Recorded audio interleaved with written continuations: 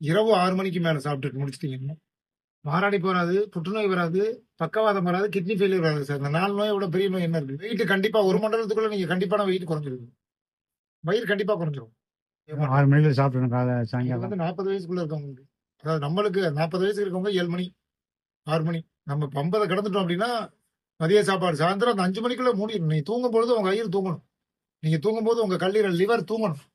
நீங்கள் தூங்கும்போது உங்க கிட்னி தூங்கணும். நம்ம தூங்கும்போது அது வேலை பார்த்துக்கிட்டு இருந்தா என்ன அர்த்தம்?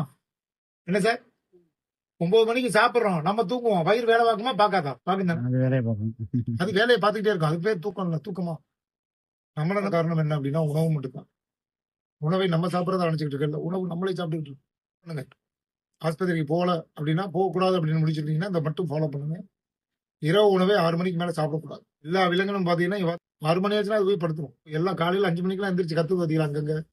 நினைச்சுக்கிட்டே இருந்தாலும் சரி எதுல இருந்தாலும் அது ஹாஸ்பிட்டல் போல இல்ல. ஒரு மெயினான காரணம்.